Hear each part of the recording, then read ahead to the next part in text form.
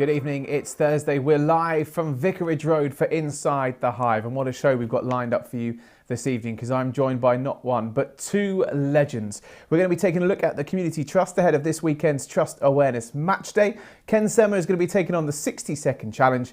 We're going to look back at West Ham and Burnley. We're going to hear from Roy Hodgson ahead of the Brighton game this weekend. And as always, you can get involved with the show. You know how to do that by now. Ask a question, whether you're watching this tonight, whether you are watching on YouTube, put that in the comments section below, or of course, Twitter at Watford FC using the hashtag Inside The Hive. So I mentioned we've got two legends on the show. There's one, of course, we can't do this show, and that is, of course, Tommy Mooney. Tommy, how are you? Very well, thanks. Good evening. Standard question. Golf this week, any good? Played in a comp yesterday, I was terrible. Really? No pars? Oh, a few pars, yeah, no birdies. All pars, no birdies. Okay, so that's one legend for you. Time for another who joins us all the way live from Brazil.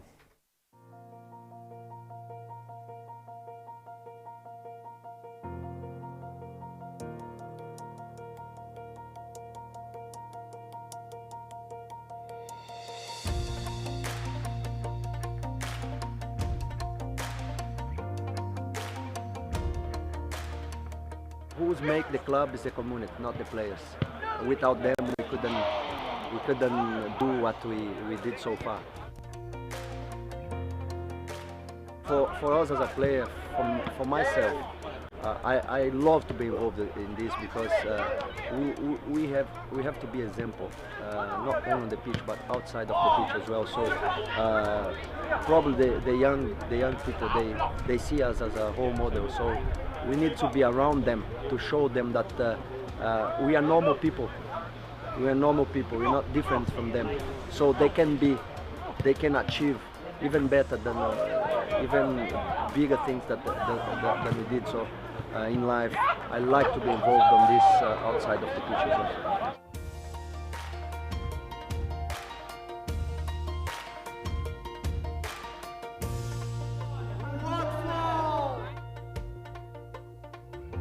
We'd like you to accept a cake to share with family and friends, to say a big thank you from us at the Trust. Thank you very much.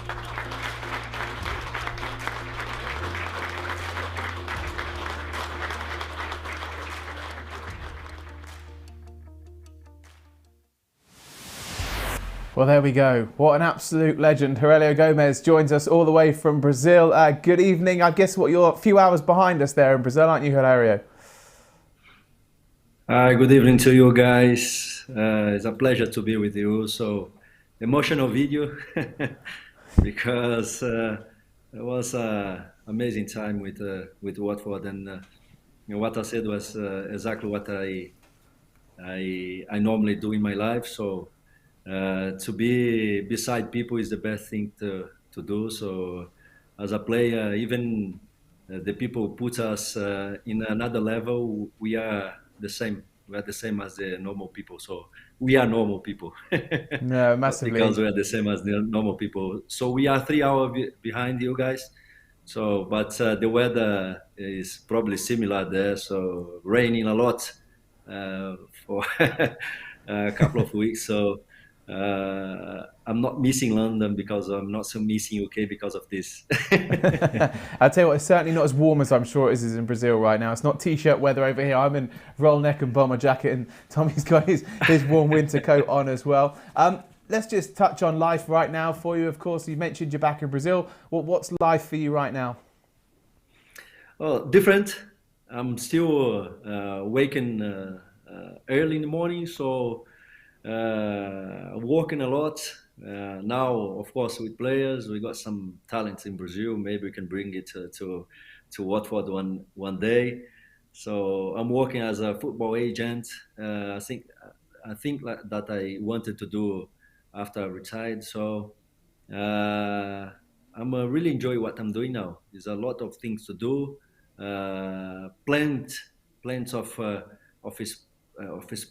space to explore here in Brazil. So I think we have I have good things and great things come ahead of me. So so I'm looking forward every day that when I wake up is of course is a little bit different I'm not going to say that I'm not missing you, because I'm lying if I say that. I'm missing a lot, daily basis, football daily basis. So, but I'm also enjoying what I'm doing at the moment. Is that the hardest thing? I know when I first retired, Heurelho, that was the hardest thing for me, missing going into the training ground and seeing everybody, missing the dressing room. I didn't so much miss the football, but I definitely missed the dressing room. Although going into the agent side of it, that's the dark side of the game. You know that. Yeah, but I want to do the light side of the game, so the shine side of the game. I want to do different than You'll keep the your people, legendary status then if you do that. I'm trying to do the same thing that I used to do as a footballer. To be honest with people, try to do as much as I can in the right way. So if I rather don't do than do it in the wrong way. So that is my mentality, and I know that with my experience as well, I can give it to the players that I'm looking after them. So will help, like I did with Richarlison over there, John Pedro for 6 months. So I know how to do it, and I want to do it in the right way. Good. One of your former teammates has texted me this afternoon and said that he misses you, Troy Deeney. Oh my gosh, man. He's a legend. So Troy was the first one when I signed for Watford. Was the first one to welcome me in a hotel in Austria. So we had a great time together, and I miss him as well. So he's a legend. Let's talk about your career then. You obviously mentioned, you wanting to help people, of course, as a kind of football agent. Let's talk about you moving to the Premier League, of course, first of all. An amazing career for you. You joined Tottenham, of course, from PSV over in Holland, but obviously then you came to Watford in 2014. What was it like adjusting to life in the Premier League with your time with Tottenham and also with Watford? Of course, my move to Europe was something out of this world for me. So my dream is to become a footballer. That was something that I wanted to. So, and then the possibility to move to PSV was on the way, and I embraced that with my big arms and with everything that I could put in my time over there. My move to England at the beginning, to be honest, was so hard because this day is easy to play and go in England, to be honest. But the day that I arrived, 2008, was very tough for a goalkeeper, especially for me that I'm not afraid to do new things. So I'm not afraid to come for the ball. But when I arrived at Tottenham, I did come for a ball. That problem wasn't for me. So at the beginning was tough for me. Injuries, so I used to play with injuries. So that was something that if it is today, I was not going to do. Of course, footballer, they always have something. So pain in one hand, for a goalkeeper or in somewhere different. But the way that I was playing, it's not excuse. Of course, I take all the responsibility at the beginning over there. But we also achieved great things together at Tottenham. The club qualified for the Champions League after many years that they never been. So I believe the new Tottenham started at my time over there in 2010, especially 2009, 2010. My first 3 years playing, and then 3 years there without a game time. So that was tough time for me, but I learned a lot. I believe these 3 years prepared me to play for Watford, which is good, of course. Massively. And it kind of seems that as soon as you arrived at Watford, you found home. The fans took you into their heart. How special is Watford for you? Amazing time, because everything I did, of course, I have to do as a player, wear the shirt with a passion. And I always did this with any club that I played for. But Watford was special for me. The way the club and the fans welcomed me was amazing. Make my life easier. But the most important thing is the connection that we had, And for me, I took something. I embraced some challenge that I never did before, was to, with Troy Deeney in that time, lead a young team to get promoted. Our first season we did. So, and then establish like a Premier League club. That was our target. The club put that on the table to me, and I just embraced that because I loved the club from my first day over there. So the ambition of the club and the way the people acting with you, of course, but with the club as well. So that was something that I was missing because my 3 years at Tottenham wasn't the best for me. I love Tottenham to be honest. I love the supporters, but was a hard time for me when I signed for Watford. Was like a relief, even for play at the Championship. But I believe that I need to do a step back in that time, so I could go again and show that I was able to play at the level that when I signed for Spurs. So I really loved to play for Spurs, of course, but Watford was a special place for me. Tommy, of course, you know what it's like to achieve promotion with Watford as well, and the fans here are incredibly special, and you're one of that group of players where the fans have really taken you into their hearts and a fan's favourite, just the same as Heurelho as well. What is it about the fans here that are so special, and what do you think that Heurelho did when he came here at the club that made him so warmly received from the fans? Well, first and foremost, we know that you have to give everything for the badge and for the club, for your teammates and the supporters, and I think that, I'm sure H would agree, it's that responsibility that you have to take on as a Watford player, that you're playing for the supporters, with the legacy of obviously Graham Taylor and all of the success that they had.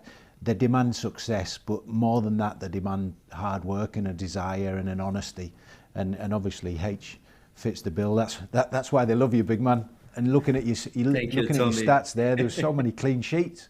I never realised you had so many clean sheets. No wonder they think you're a legend. Thank you so much, guys. I believe the most important thing is when normally players, when they come for big clubs and they sign for a club, mid-table club, where you have to be honest, as a Watford, probably they look at them, so I'm so big for this club, and they don't give what they have to do. But when I signed for Watford, I said, as a player, I need to respect the badges, like Tommy said. So that is very important for a player to adapt so quickly, and the people welcome them. So if they want to be successful and at one club, they have to give everything. And I tried every time that when I training day, gaming day, so I tried to give my best all the time.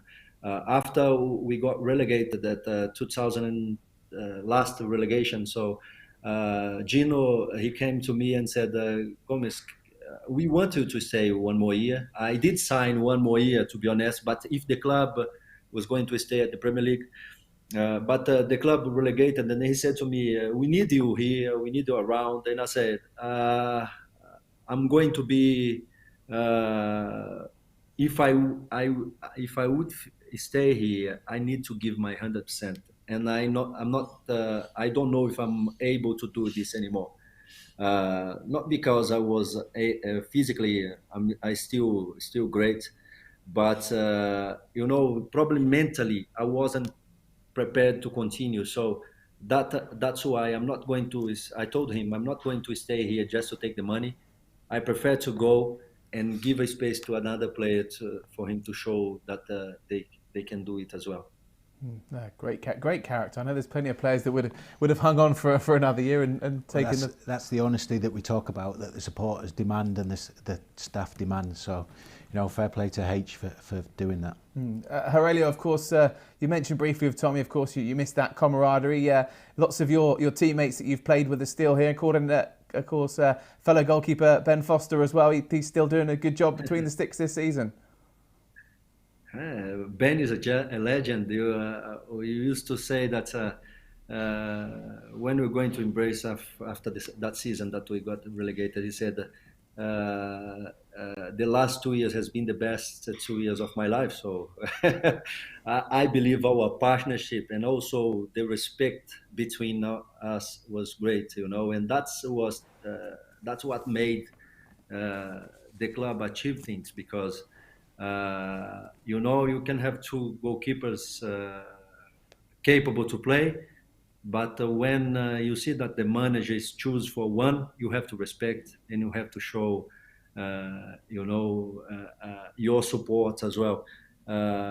When he was playing, I was supporting him, and when I was playing, he was all the way behind me. So Ben is someone that I will keep in my heart forever, because he's a top man. That's the difference between goalkeepers and every other position, because you're friends with your closest competitor to play in the team. If I wasn't in the team and another striker was in the team, I wasn't his mate, Heurelho. He wasn't prepared to do it, Tommy. That's the difference between the goalkeepers union and the strikers union. You just need to prepare your mentally a little bit to support it. So exactly, the goalkeepers union. That's what it's all about. Exactly. Right, let's have a little reflection, of course, on the last couple of games. Roy Hodgson came in a little over 2 weeks ago now, and of course we've had 2 games in that quick succession. Of course, Tommy still didn't make it to Burnley, but you never know. Fingers crossed next season for you, Tommy. You can get there. Of course, the West Ham game as well. So let's have a little bit of a reaction to that. First of all, Tommy, I know you were at West Ham in the week. What are you impressed with? What you've seen so far with what Roy's trying to put into action? Certainly impressed with the structure and the shape of the team. I think we were unfortunate at Burnley not to take 3 points, and then again on Tuesday at West Ham. I thought we were the better team for the most part. Certainly the first half. The structure was very good. Playing in a 4-4-2 that easily goes to a 4-5-1 out of possession. But you see in the highlights of the Burnley game here, you can see the structure of the team with Dennis and King up front on Tuesday as it was. But it's just harder to break down. Teams like Burnley and other teams at the bottom of the league, they can't break you down when you're as organised and disciplined as this. Heurelho was talking about the discipline, and it's very much a case of that. Since Roy's come in, but in both games, I've been impressed by that. The difficult part will be making those 2 strikers out and out strikers, as opposed to players that are going to help the midfielders to defend and maintain possession, and that's going to be the hardest thing for me. Heurelho, of course, we were talking before we came on air tonight, and you said you watched those last 2 games. Roy Hodgson, a manager who's got an incredible pedigree. We're in safe hands with him, aren't we? Of course, 100%. He is the one that understands the league. He's the one that I believe can get out the best of the players. To be honest, like Tommy said, Watford was unlucky to not have the result. I believe the game against Burnley is not an easy place to go. It's a tough place, especially in a weather like that. But I believe Watford start a little bit slow because they needed the confidence. It's so hard when you are in this position to get the confidence, but they show the character over there. I believe when they put the quality that they have in the squad, with a manager, with a Roy experience outside, and a little bit more passion, I believe. What is missing now is a little bit more passion to get the results. Like the last game against West Ham was the same. They dominate the game, but the end product is the most important thing. So that passion to score goals, that passion to hurt the opponent, that is I think is missing at the moment. But of course, Roy is put this in the right way. Of course, that West Ham game as well. Of course, a deflection for the goal. Not really much as a goalkeeper you can do, is they have to feel for Ben in situations like that. Yeah, you can see that when he was diving to his left, he was, oh my gosh, look at that. Looks an easy ball, but it's so hard to save it. So it's almost impossible. Yeah, massively, Tommy. The performance in West Ham, obviously, just trying to get those goals, isn't it? And do you think that will come with time as they get used to that structure? Because, like you said, it's more organised. It looks like there is a routine that goes in place. Players know their position, and the attacking side of it will come in time. Yeah, I think so. And I have to say, we could have been 2-0 up at half time. Kuczka had a real great opportunity to score from the cross, and then Josh King had another chance. So we had the chances before they did. Having said that, Ben made some saves and we defended well. It's unfortunate with the deflection, there's not an awful lot you can do about it. But I think the positive for me is the fact that we've come away from West Ham and we're unlucky to lose the game. Earlier on in the season, we've deserved to lose games. I didn't feel it was like that on Tuesday, and I'm looking forward to the home atmosphere of Vicarage Road against Brighton, just to see that the transference between defending and attacking. We've got to score goals to stay in the division. It's as simple as that. So we've got to create opportunities, and hopefully the chances fall to the right people who can put it in the back of the net. Chance to do that, of course, on Saturday against Brighton. We'll be talking about that a little bit later on in the show. Let's turn our attention now to a player, of course, who's featured in both those games under Roy Hodgson so far, and a player that, of course, our legendary guest Heurelho will know well, of course, a fellow Brazilian Joao Pedro. Obviously, for you, Heurelho, fellow Brazilian, currently in the first team, and a player, of course, that you know a little bit about. I can't say bad things about him.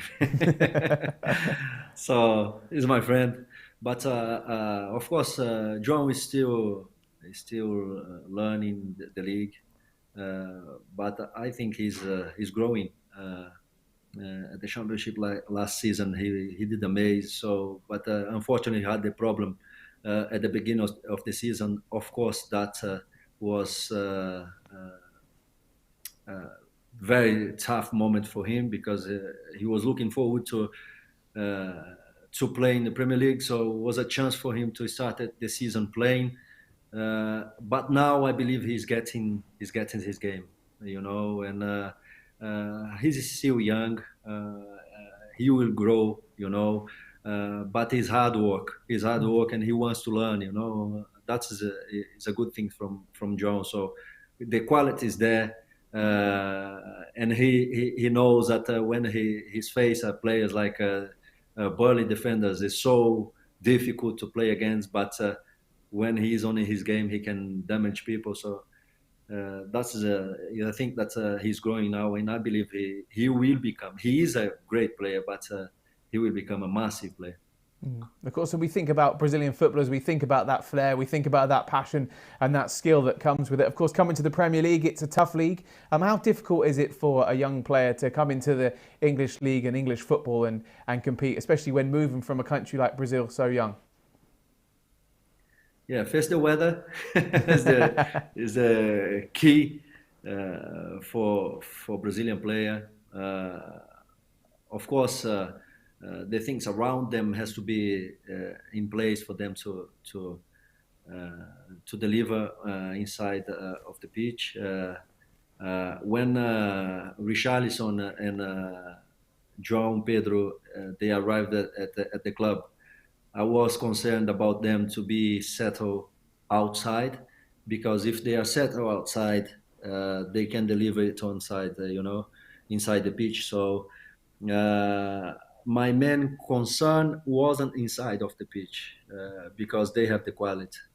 My main concern was outside the pitch. If there was going well outside, things was going well, they are capable to deliver it. Even coming from a country like Brazil, different.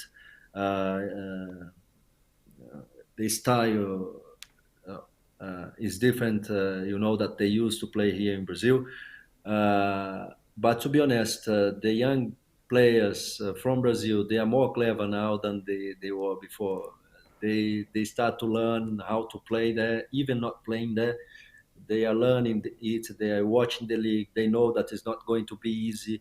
They was going to fight for the place. They are going to fight for to become successful over there. So, but I believe that Joao is a player that's his English is improving, is helping his game. Yeah, because it's always difficult, isn't it?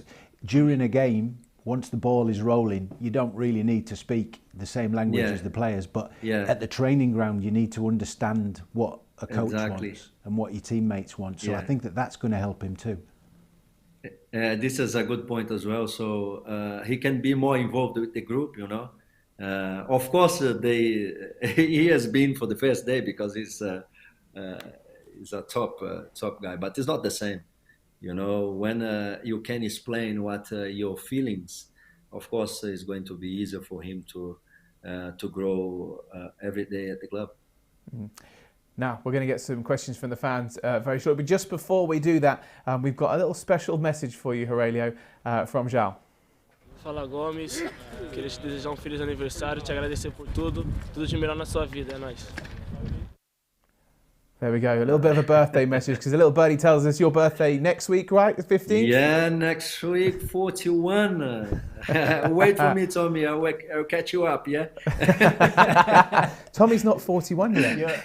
You're a long way behind me, big fella, don't worry about that. Wait for me, I'll catch you up.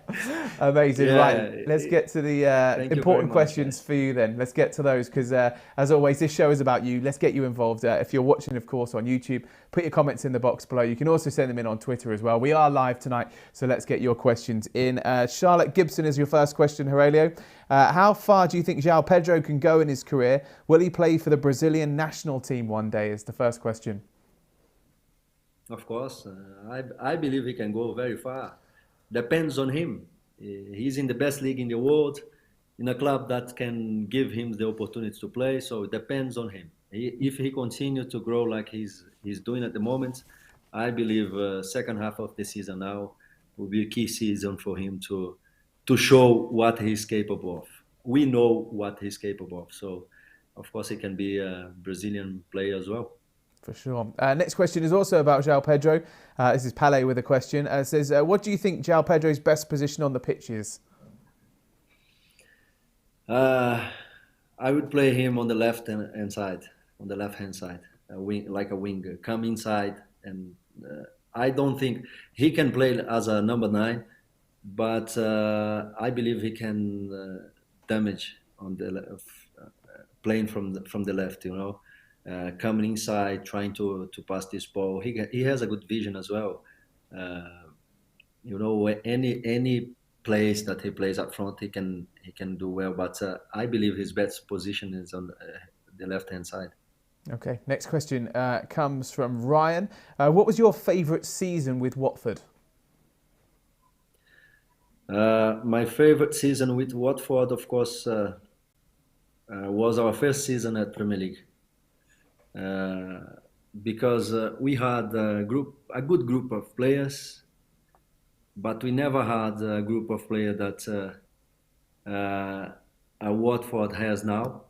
The quality that they have now, and we did fight for the place. You know, we did fight to stay at the Premier League. The promotion was important for us to deliver that season, but of course, season 15-16 was one of the best. Awesome. I don't think we've asked you that question, Tommy, before. Best season. We've asked you kind of key moments. Have you got a favourite season at Watford?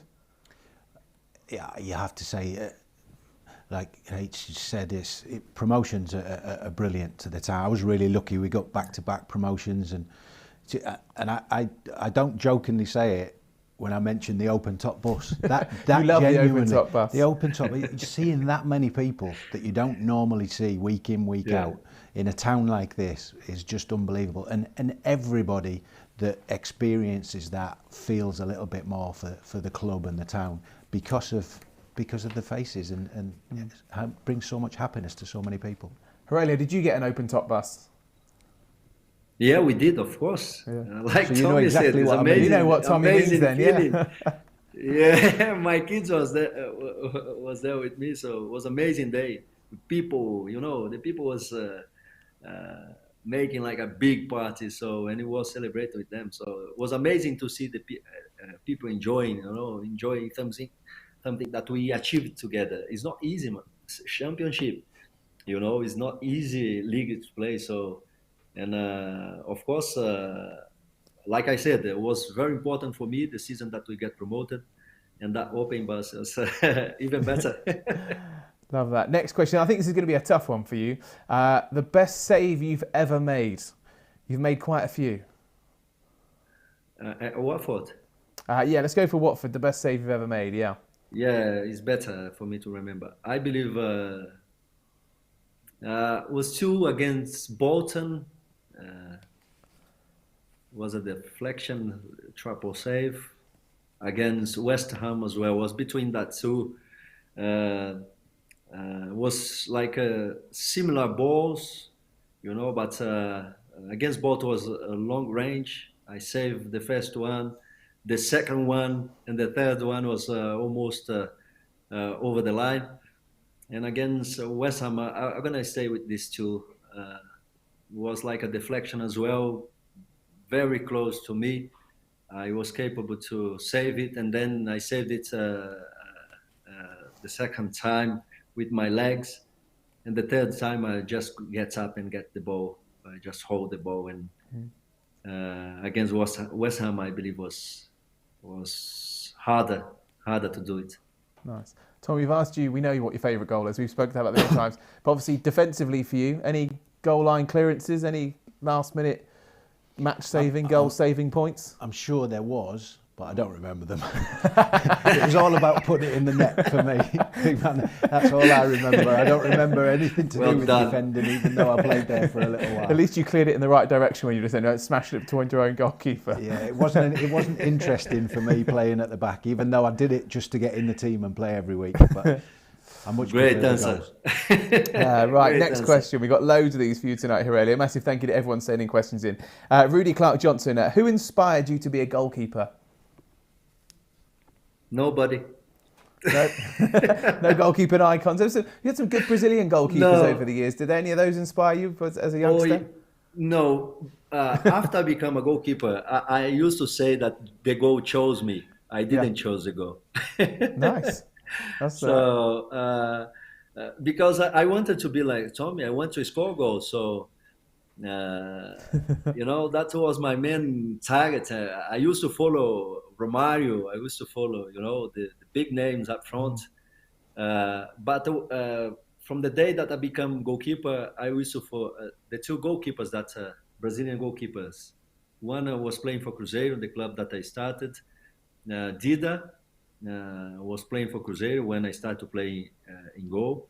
And Tafarel, of course, was the one that everybody knows him from Brazil national team. So the 2 goalkeepers that I follow very close when I become a goalkeeper. Nice. The final question for the moment. Would you ever come back to Watford, maybe as a goalkeeping coach? That comes from Rachel. Is not something that I thought about. The club wanted me to stay in some role inside, of course. But I said no. The first thing that I need to do is get prepared for it. So if I can prepare for it for the future, it's gonna be great because I feel great. I feel great to be there. I feel I know the club very well, so I know the place, and it was going to be great. But I never to become a goalkeeper coach. I don't think that's for me, But if there is a possibility in the future to do something for the club, would be great for me. Well, you'd certainly be welcome back with open arms. More questions going to be coming your way very soon, Heurelho. Massive thank you to all of you who've sent one in. Please keep them coming in for us. Now, of course, as I mentioned a little bit earlier on, it's just over around about 2 weeks now since Roy Hodgson took charge. But of course, it's also not been that long since our good friend of the show, Gifton Noel Williams, took interim charge of the women's team. And we got some inside access with him. We mic'd him up for one of the women's games. And here is a little behind the scenes sneak peek. She's probably looking that way. She's probably facing there. She's facing there. She's on the half turn looking forward. She's on the half turn looking forward. She's probably looking in. She's like that. She's looking there. Yeah. Where are we looking? Step onto it now, Bex. Step onto it, Bex. Step onto it. Step onto it. Good. Good. Good, Frank. Good. Good first touch. Good. In. Play. Play. Step onto it. Step onto it. Step onto it. Step onto it. Step onto it. Good. Yes, Meg. Turn the other side, Meg. Let's go. Does that make sense?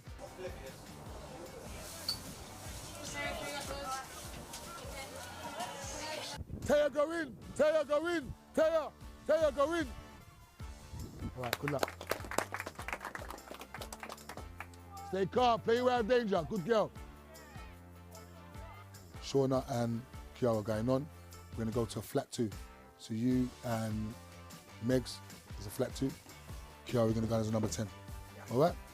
You're going as a right back. All right?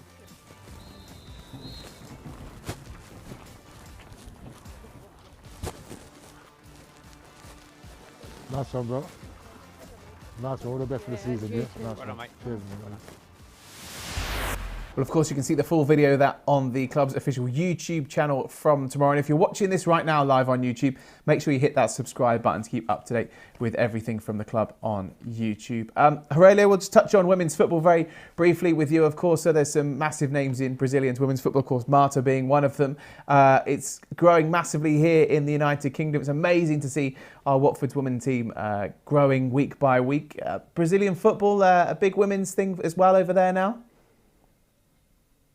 Yeah, it is changing a lot here in Brazil as well. The clubs has to have now a team,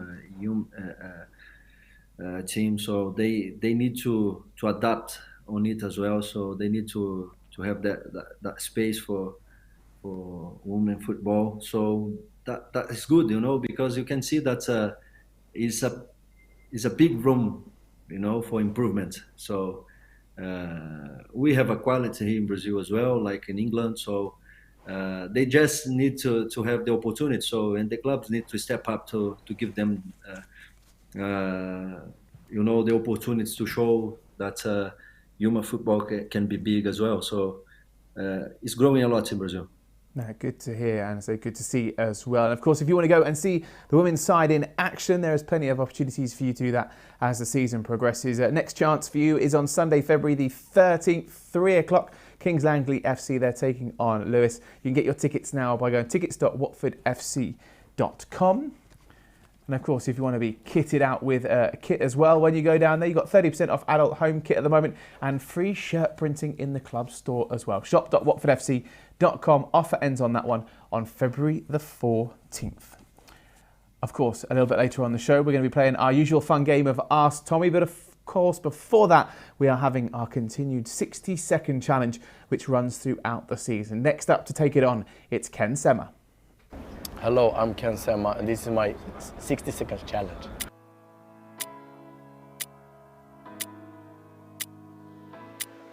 Favourite holiday destination? Oh, Spain. 30-yard screamer or solo goal? Solo goal. Worst thing about pre-season? Too much running. Coach or train to away games? Train. Fancy restaurant or takeaway? Fancy restaurant. Teammate with the worst dance moves? Oh, Pontus Dahlberg. Dream dinner guest? Zlatan. First professional goal? Header. Best stadium apart from Vicarage Road? Oh, Emirates. Long distance running or short distance running? Short distance running. iPhone or Android? iPhone. VAR, love it or hate it? Love it. Best shirt you've ever swapped? Zlatan. Tea or coffee? Tea. Favourite sport other than football? Basketball. Most famous person on your phone? Oh, my brother.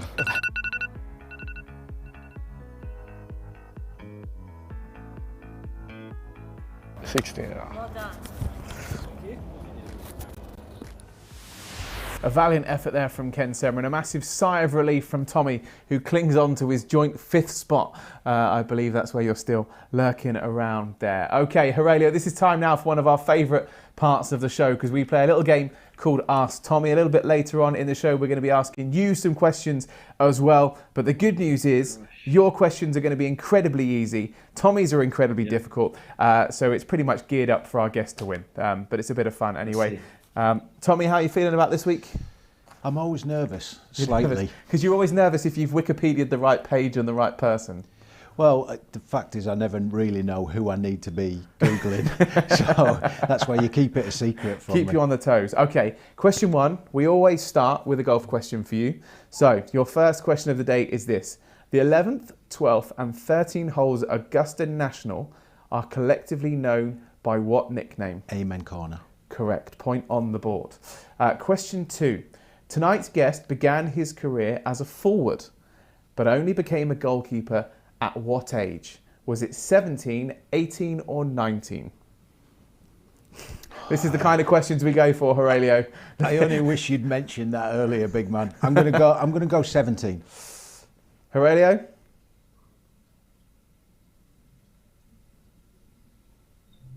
19. I like the anticipation you put on that. Even I was thinking, where are we going? Have I got the right answer then when the thumbs up were coming? It was 19. Unfortunately, Tommy, just 1 point so far then. Okay, question number 3. In Heurelho's first season with the club, he helped them gain automatic promotion to the Premier League. But how many games did he play that season? 40, 44 or 38? 38. Correct answer is 44. 44. See, Heurelho knew that one. Okay. Sorry, big man. Question number 4. Chance for you to get a second point on the board. On the 3rd of September 2006, Heurelho played in Brazil's 3-0 win over rivals Argentina at which English stadium?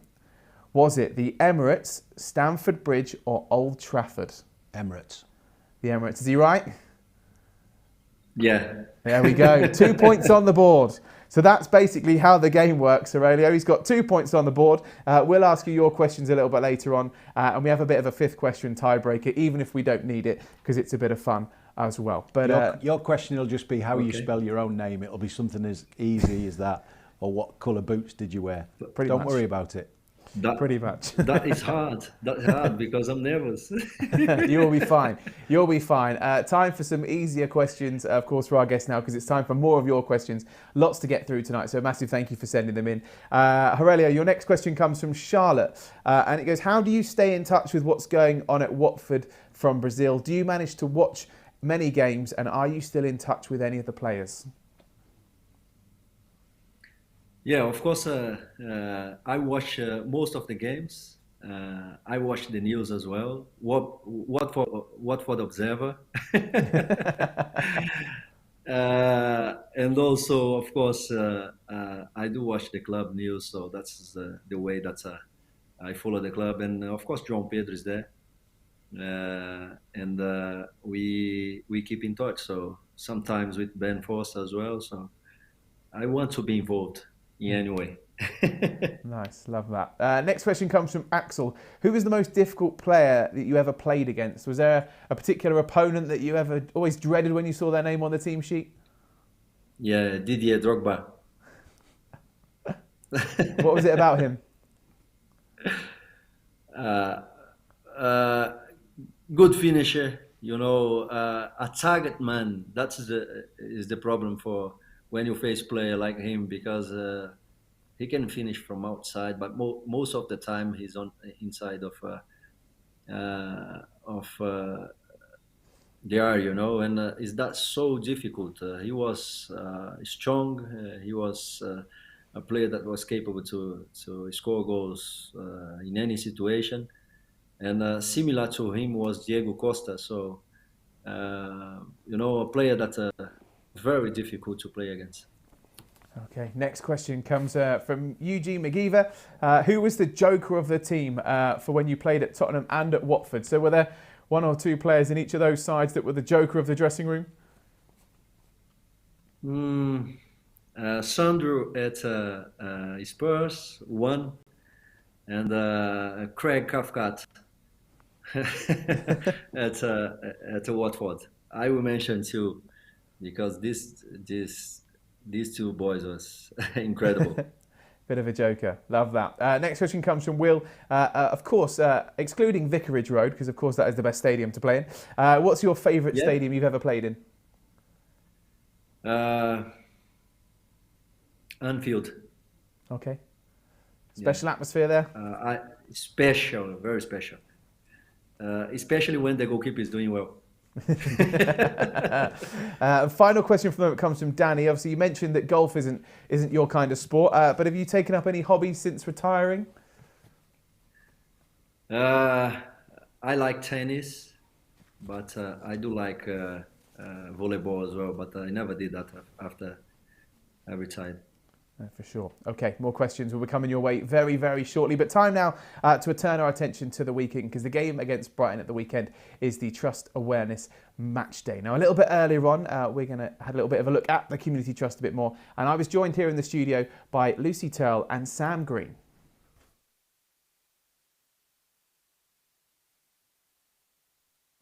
First of all, Lucy, Sam, thank you so much for joining us. Really appreciate you coming in today. Let's kick off with you, Lucy. Tell us a bit about the Trust and all the work it does. So the Community Trust is the charitable arm of Watford Football Club. So we mainly oversee kind of anything from real youngsters all the way up to elderly people in the local community. We're based predominantly out of Meriden kind of community centre, Cedars over in Harrow, and of course Vicarage Road Football Stadium as well. Amazing. Let's focus in on your role, because you do a lot of work with the Trust's youth provision. Yes, so I purely look after kind of education programmes focused on young people, so mainly 11 to 25-year-olds, which is such a great age. It's so different, it's so diverse, and it brings about lots of new challenges every single day. But yeah, I oversee kind of a specific programme called Premier League Inspires, which is kind of what it says on the tin. It's about inspiring young people to fulfil their potential. Amazing. And kind of your work is right across the community. Yep, so we cover all of South West Hertfordshire and the London boroughs of Harrow and Hillingdon. So a very diverse area, lots of changes and lots of different schools and education establishments. So some amazing work. Sam, let's move on to you now then, because you're involved with the Westfield Football Academy, and this is where that combines football and your academic studies. So tell us a little bit about that. Yeah, so I'm in my second year of the Watford Football Programme. I do 3 A-levels and play football at the same time. So it allows me to combine my studies, which helps me to progress for uni, to do what I want, as well as play football at a high level in the National Football Youth Leagues. That's amazing. So what are you studying, first of all? History, biology and art A-levels. Very exciting. And what's that going to lead to at university? You alluded to maybe university. Yeah, what's that going to lead to? Hopefully doing illustration at university. Oh, that's really cool. That's what I'm hoping for, yeah. Amazing. Well, best of luck with that. And talk about the football side for us then. So how much of your week is spent training in games? Yes, we usually train 3 times a week and play 1 or 2 games a week on a Wednesday and Friday. Nice. So it allows me to really improve, and because there's a lot of good coaches and players, so and we play at a high level. That's really good. So what kind of other teams are your opposition? Who do you play against? We play against like Crystal Palace, QPR, Norwich, teams like that. Plymouth. We get to go away sometimes. Like last season, we had an away game against Plymouth, which was quite fun. Got to travel over there and play. Amazing. That's really, really cool. Now, I know you do lots of stuff. It's not just the bits at the academy as well that you do at Westfield. You've done an NCS. Tell us a little bit about what that is and what that entailed. So at the start of my first year pre-season, we did a community action plan where over the space of about a week, we designed and carried out a plan to renovate a garden centre. It was a really good experience for all of us and helped us like get to know each other before the start of the season as well. Oh, that's really cool. And I hear as well you get involved on a match day. Yeah, so we got to do ball boying, which was really fun, and I like doing it especially in lockdown. So like we got the opportunity to come and watch the games live, and it was a different experience. Like got to hear what the players were all saying. It was really fun to get to experience that. Yeah, wow. Incredible. And I know the Trust does some amazing work in the community and benefits so many people. For you personally, what impact has being involved with this project made for you? I'd say it's had a very good impact on me both on and off the pitch. So like on the pitch, it's helped me to improve my own game, and then off the pitch, it's helped me to continue my studies as well, which is very important to me, and given me lots of other opportunities like the ball boy and the NCS stuff like that. So it's been very good for me. I bet it's really good for confidence as well. Yeah, you get to meet a lot of new people, and it helps me to do what I want to do in the way that they want. Yeah, massively. Lucy, it's clear from listening to Sam there that, you know, it's made a massive impact on him. Obviously, this weekend is an opportunity to make a massive impact of the work you do and awareness towards the fans as well. That Trust Awareness Match Day, very much looking forward to that. How important is an event like that to keep the awareness of what you do in the fans' mind? Oh, it's so important. I think sometimes it's really hard to kind of get across all the things that we do. So being able to take a match day like the game this Saturday and actually be able to showcase some of the really key elements that we're able to do to the fans, to the community, is just a fantastic opportunity. And hopefully they'll see something on there that really kind of takes their fancy and maybe they want to get involved in. No, completely. And especially over lockdown, we saw the amazing work that the club does. You know, the Trust is a massive part of that and supporting the community. There's a chance, obviously, from a fundraising perspective to support the work you do this weekend as well, for the fans to get their hands on one of the match-worn shirts. Yes, so they'll be auctioned after the game, which fans will be able to get their hands on and be able to obviously have in their own homes, which is really exciting. And hopefully we'll be able to raise a lot of money from that will go straight back into the community initiatives that we run. Amazing. Lucy, Sam, thank you so much. Thank you.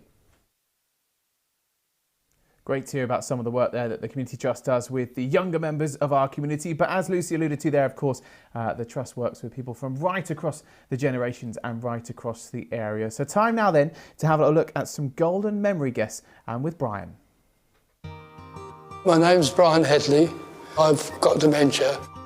My first game my uncle bought me was in 1939, and the war broke out the next day.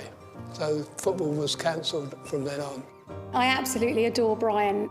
He's been coming to Watford since 1939, so it's just amazing, his knowledge of the club. So it's just wonderful to have him as part of our Golden Memories family, which is the reminiscence programme for people living with dementia and their carers. It's great to be able to talk to people and see people regularly, and we've got such a nice group here that it's so friendly. And I look forward to Tuesdays, I must admit. And I had to get up quite early this morning to get organised. He just feels at home here. This is like a second home. Yeah, it just evokes so many memories. It really does. We have games, we have singing and dancing. Well, it's good. It's just the ideal place to come and meet people that you want to see. It's one big family event in terms of our volunteers, our staff, the carers, the guests. We all just work together. I mean, this was shown during the pandemic as well. The Alzheimer's Society has released statistics showing that 1 in 4 deaths of COVID was someone living with dementia. So the need was just unbelievable for this group of people, and they felt so alone at home. So I just felt that it was up to us to bring Golden Memories out within the community. Several people who phoned to ask how you are you coping with it? They were ringing up regularly, different people. They stayed on a long while. I visited him and we provided him with the gold box of memorabilia, and yeah, I phoned him, and I know Rita Taylor and also a couple of my other volunteers took him to the park as well. And I know his daughters, I talk to his daughters regularly, and so they've said it's been immense support for him. It really has, just chatting to him and just keeping his spirits up, really. Golden Memories was the Trust Director's idea, and I just think it's just inspirational, and I'm so lucky to be a part of it. I must admit, I at first didn't know what it was going to be like, and I've come and it's great. Some more of the amazing work that the Community Trust does in our community. And of course, as Lucy mentioned there, a massive weekend, of course, this weekend for the Trust Awareness Match Day. Opportunity for you to get your hands on some of the match-worn shirts, and that'll be all announced on the social media. So make sure you follow at WFC Trust on social media to find out about that. Of course, the mission there as well, and the vision and the values for the Community Sports and Education Trust here at Watford, and it's something that both the legends in the studio tonight, Tommy, of course, and you, Heurelho, got massively involved in. Heurelho, we'll start with you, of course, because that video montage we saw at the start was you out in the community and being incredibly warmly received, but that's clearly a massive thing that's really, really important to you, and just incredibly special when we see videos like that. Yeah, amazing. You can see that football is more than just inside the pitch. You can see that you can link the club as well. which is amazing.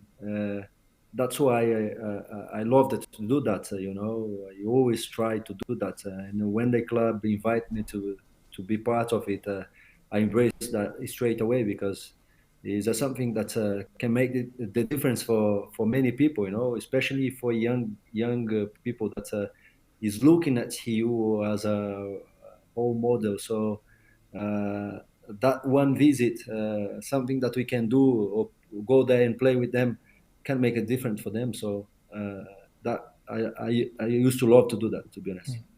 And Tommy, of course, during the pandemic as well, you were hands-on and voice-on as well, picking up the phone to people. It's amazing that impact that just a phone call can make.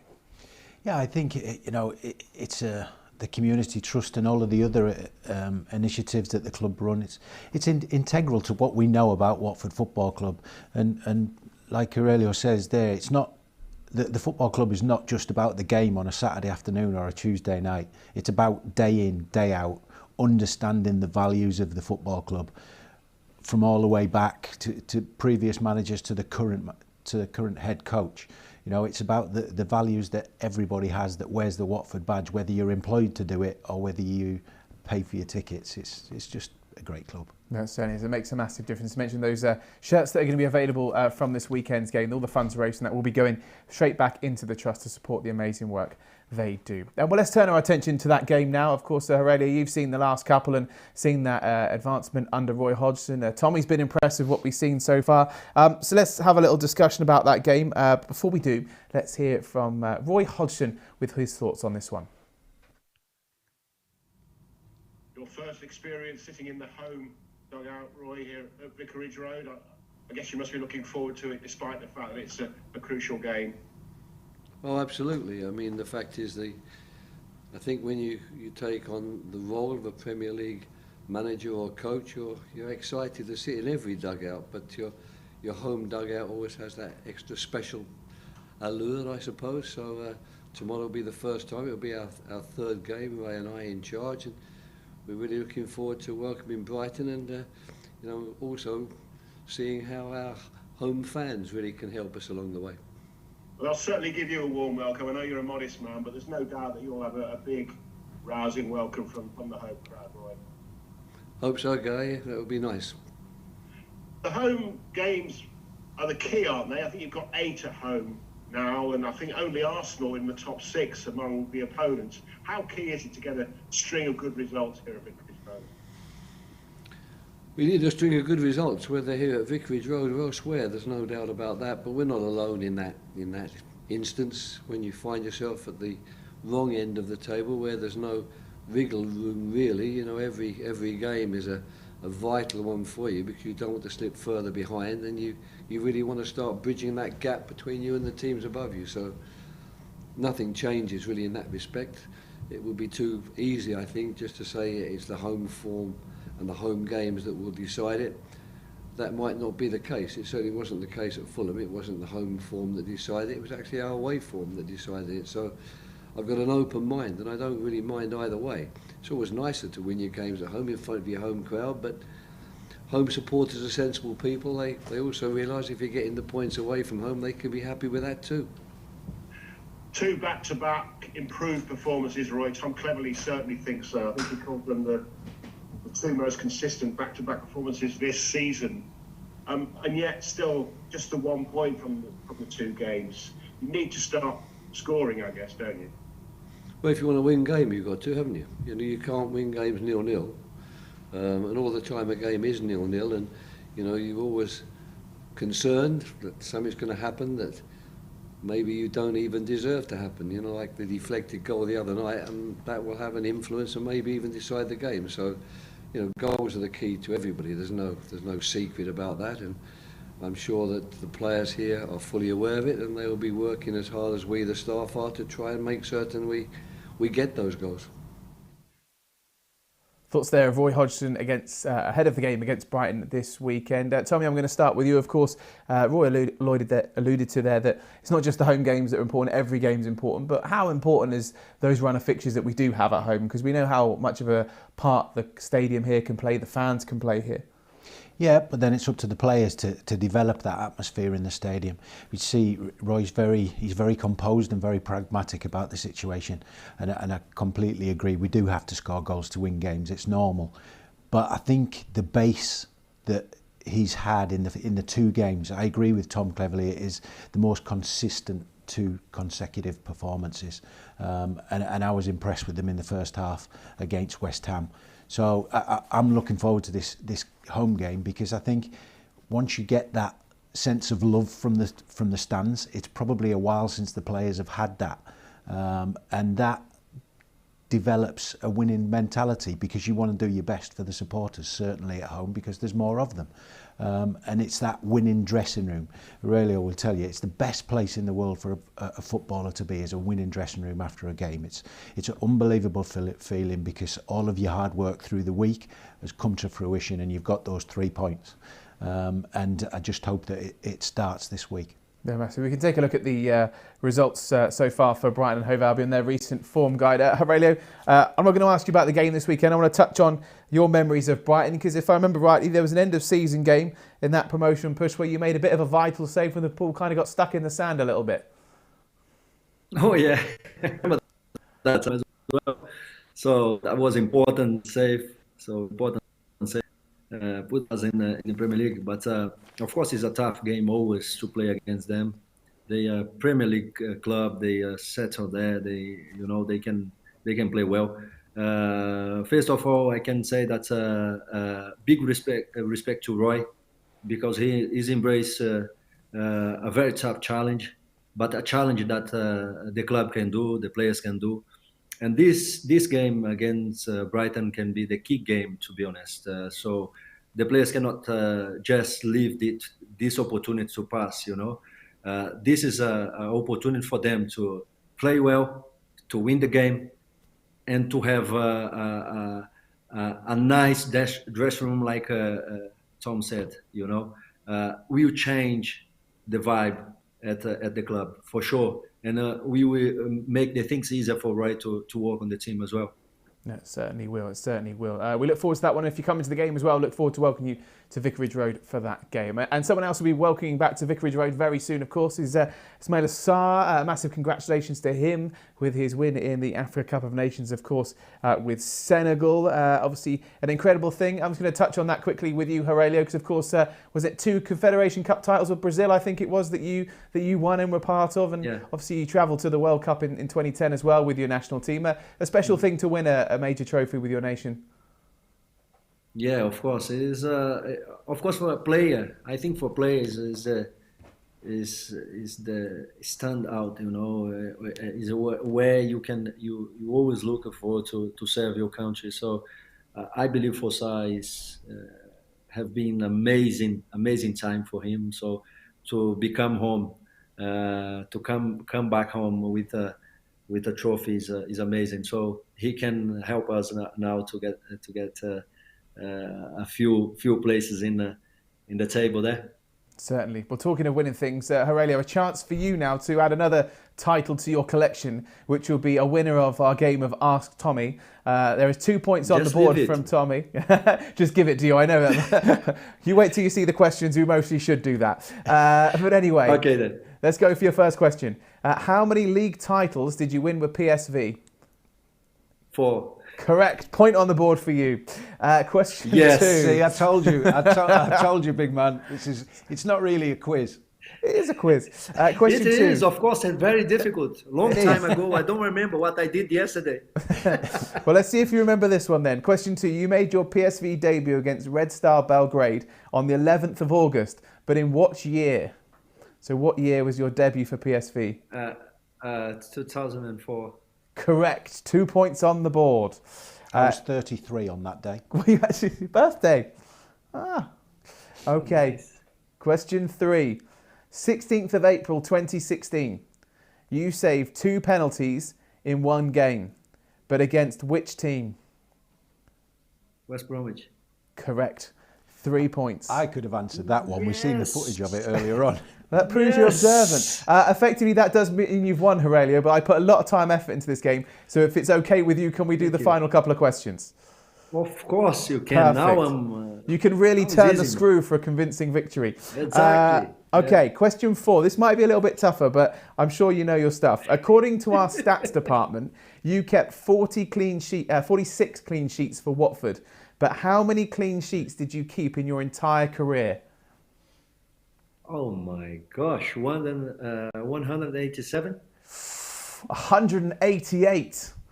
Close, so close. We're going to give you an extra one. There's an extra one you can add. I can't believe you got that wrong. Wow. That's an incredible amount of clean sheets. Stats is not important for me. Right, and question 5 is normally our tiebreaker / question when Tommy kind of does a little bit better than he has done today. So we're going to ask it anyway. And it's very simple for you because you just have to go higher or lower than Tommy's answer. So Tommy, if you add up league, FA Cup and League Cup starting appearances for Watford, not including those as a sub, how many appearances, starting appearances, did Heurelho Gomes make for Watford? 183. 183. Would you like to go higher or lower? Lower. Lower. Do you know what the number is? Do you want to have a guess? No, 150. Correct answer is 158. So it was lower. An incredible amount of appearances that as well, which does mean, Heurelho, you are the winner of Ask Tommy. So, you know, if we can get someone to change the Wikipedia page. Yes. Congratulations, big fella. You'll get the gold this week. I'll take the silver. It's fine. We'll get that added to your list of achievements, the Ask Tommy title. We haven't got a trophy, unfortunately, that we can't really send over to you. But yeah, you are the champion. I think that's a great way to end the show. Heurelho, thank you so much for joining us all the way from Brazil. I know you're a massive fan's favourite. So having you on the show tonight has been incredibly special. It's been a pleasure to ask you the questions and have you on the show. Guys, amazing to be with you. Amazing to talk to my beloved people in Watford. So thank you so much for the opportunity. And I'm here supporting you all the way. Let's do it. Let's do it. Amazing. Love that. Perfect way to end the show. Tommy, thank you to you as always. A massive thank you to all of you for watching at home as well. Pleasure to have your company on the show here on Inside the Hive. We'll be back again next week. But when we've had a legend such as Heurelho Gomes on the show, there's only one way to end it, and that is with a compilation of his greatest saves.